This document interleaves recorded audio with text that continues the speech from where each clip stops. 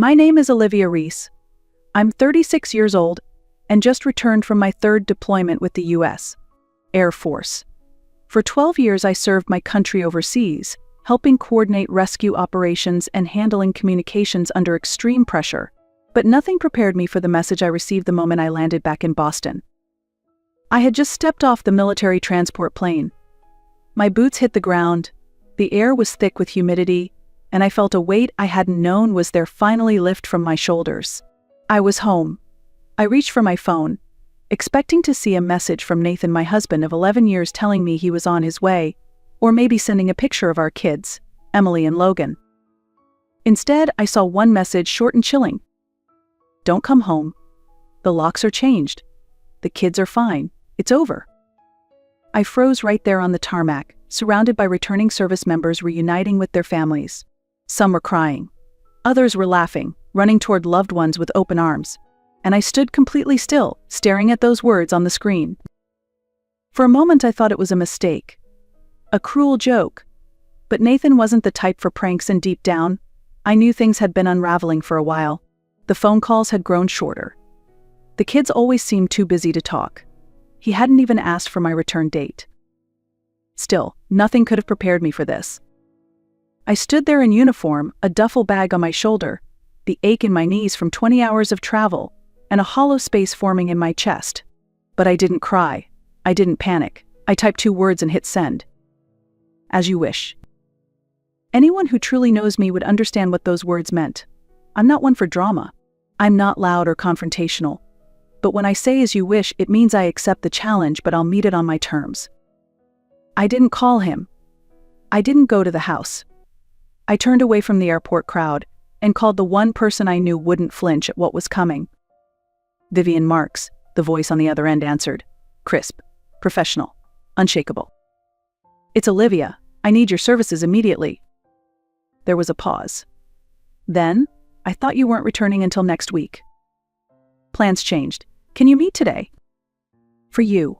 Absolutely. My office. 2 hours. And that's how it began, not with a confrontation, not with tears, but with a quiet decision. I wasn't going to fight for a marriage that was already dead. I was going to fight for myself, for my children, for the truth. And I was going to win. Vivian Marks's office sat on the 19th floor of a glass building in downtown Boston. From the lobby alone, you could tell she didn't just handle divorce, she executed legal warfare. Everything about the place exuded quiet power, sharp lines, clean steel, no clutter, no distractions. Vivian greeted me with a firm handshake and eyes that scanned every detail of my appearance. I was still in uniform, still carrying the scent of jet fuel and sand. We didn't waste time on pleasantries. I handed her a printout of the message Nathan had sent and a folder with everything I had, our financial records, tax documents, insurance policies. My years in the military had taught me to be meticulous. I kept copies of everything. She read the text, leaned back, and gave a small, humorless laugh. He waited until you were on American soil to tell you not to come home, she said. That's cold, even by my standards. I didn't flinch. I need to know what I'm dealing with. Then I need options. Vivian looked at me for a moment, measuring something. What exactly did you mean when you texted him back, as you wish? It means I'll honor the end of our marriage, but I'll do it on my terms. Good, she said. The weak ones come in here hoping to win their partners back. You're not here to win him back, are you? No, I replied. I'm here to win. With that, the conversation shifted gears. Vivian turned her laptop toward me and began outlining a plan, a legal playbook she called the tactical withdrawal. Not retreat, not surrender, strategic repositioning. Step 1. Freeze the joint accounts. Legally, we were both entitled, but I had returned from deployment under federal protection. The law made special allowances for active duty service members in divorce proceedings. Most people didn't know that. Vivian did. Step 2. Review the mortgage and property deed.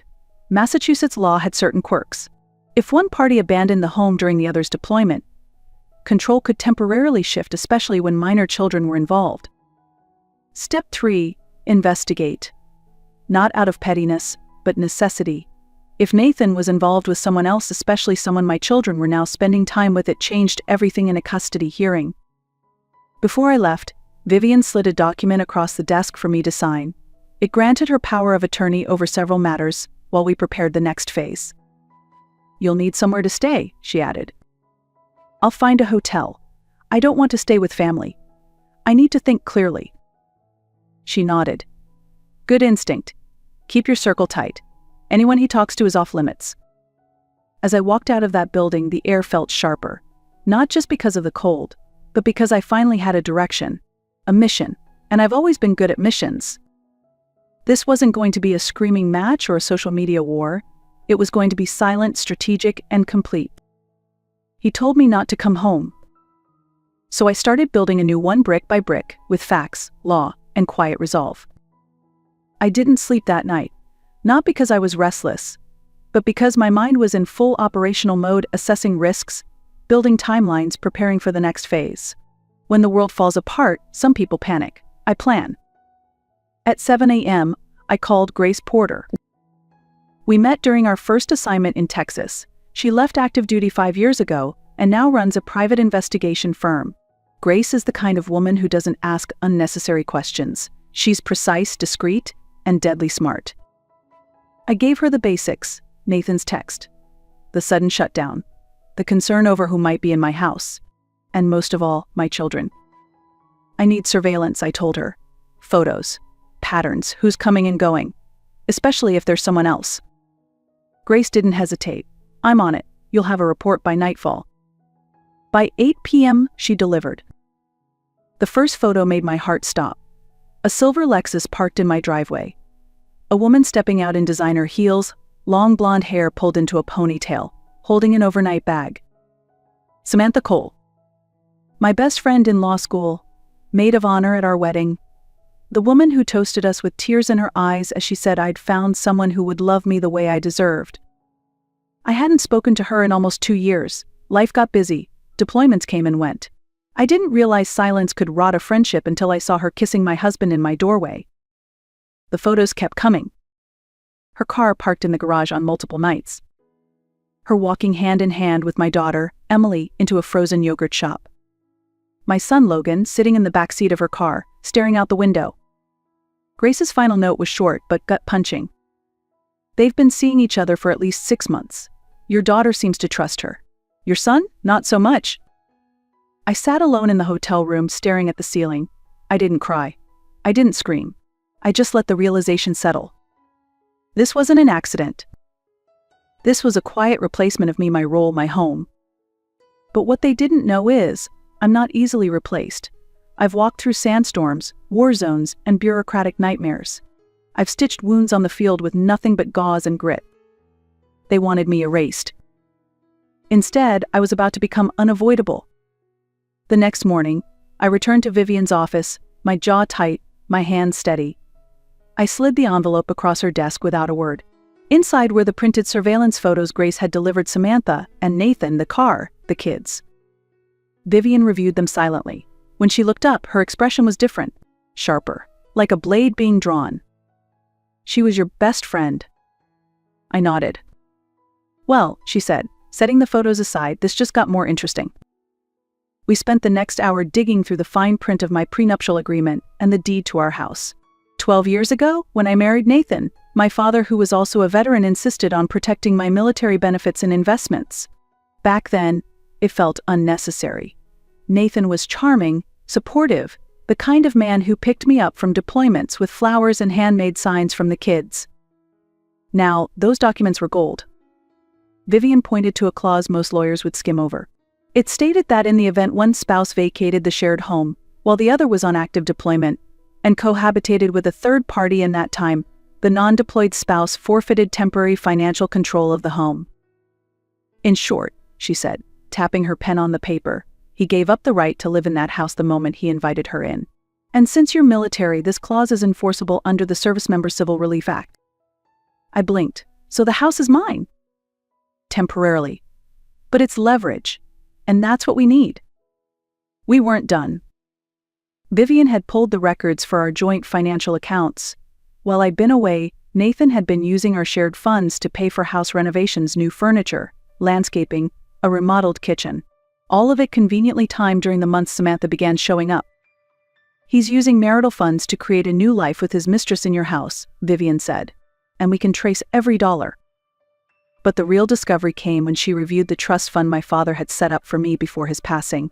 A small line in the agreement stated that if the spouse made changes to the property or financial assets during military absence, and if done in bad faith, the trust could legally restrict access to both parties pending review. Meaning, we could freeze everything.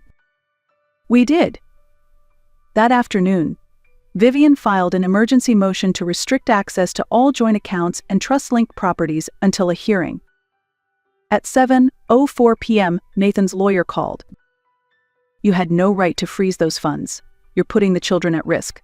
This is outrageous. Vivian's reply was calm, almost bored. Your client initiated all of this. We're just following procedure. 20 minutes later, I received a text from Nathan. What the hell did you do? I didn't answer. Because this wasn't about revenge. It was about precision. 3 days later, Grace called again. They're going to the Boston Arts Gala tonight. It's downtown. Black tie. Kids are with Samantha's housekeeper at her lake house. I didn't ask how she knew. I just nodded and said, that's all I needed. I wasn't interested in confrontation. I didn't want to throw things or shout in anyone's face. That's not who I am. I just wanted to retrieve what belonged to me, something that couldn't be replaced. At 8:32 p.m., I parked 2 blocks from the house I used to call home. I still had the old key. I had no idea if it worked. It did. I stepped into the foyer, half expecting an alarm to go off. Nothing. The house was silent. Too silent. It looked different now, colder, sleeker. The warm throw blankets I loved were gone. The family portraits that once lined the staircase had been replaced by abstract art. It was like someone had tried to erase me. I moved quickly. The home office was still in the same corner of the house. Behind the bookshelf, I found what I was looking for, a small wall safe. I entered the code, Logan's birthday. It clicked open. Inside was a fireproof box. I took it with me. It held letters from my dad, medals, a journal I kept during my first deployment. It wasn't much in terms of money, but it was everything in terms of meaning. Before leaving, something caught my eye on Samantha's desk. Architectural plans. I snapped a photo. They were drawings for an extension that would connect our home with the house next door, Samantha's new property. The permits were dated nearly 10 months back, 4 months after I left for deployment. This wasn't a spontaneous affair. It was a transition plan, a takeover. I passed by Emily's room on my way out. It looked different now, more mature, like a teenager's dorm. Still, pinned to her corkboard was a photo of the 3 of them, Nathan, Samantha, and Emily on a ski trip. One family unit, rehearsed, perfect. But on Logan's desk I found something else. A picture of him and me fishing. He'd framed it himself. It was the only photo of me left in the entire house. I walked out, locked the door behind me, and placed my old key on the kitchen counter. Let them find it. Let them wonder how I got in. Let them remember I'm not gone. The following afternoon, I drove to Emily's high school and waited until the final bell rang. I stood near the far end of the parking lot, keeping my distance so I wouldn't startle her. She walked out with a friend, laughing, until she saw me. She froze. Mom? Her voice cracked like she wasn't sure if she was allowed to say it. I gave her a gentle wave. I'm not here to cause problems, I said, just wanted to see you, if only for a few minutes. Emily looked around, unsure. Then she stepped forward. We sat on a nearby bench. For the first few seconds, she didn't speak. Then, quietly, she said, Dad told us you didn't want to come back, that you asked for a clean break. I felt the anger rise in my chest, but I swallowed it. That's not true, I said softly. I came back expecting to see you and Logan. I thought I was coming home to my family. She stared at her hands. Everything's been confusing, she whispered. Samantha's nice, but it's weird. Logan doesn't like her much. I don't know what to think. You don't have to pick sides, Em, I told her. You just need to know that I never left you. Not once. Her eyes welled up, and she looked away quickly. I kept a picture of us, she said. It's in my school binder. I didn't want Dad to see it. That broke me a little.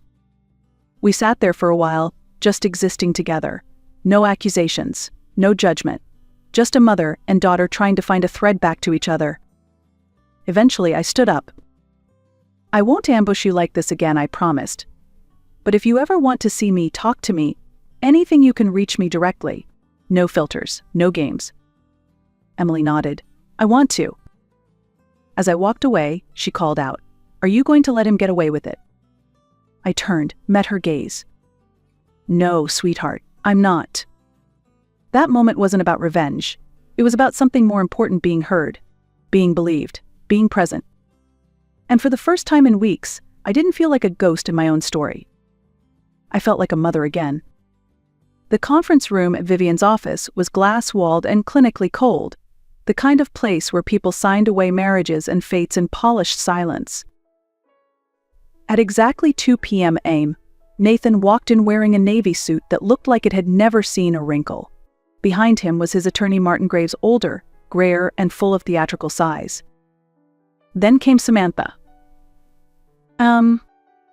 She wasn't supposed to be there, but of course she came.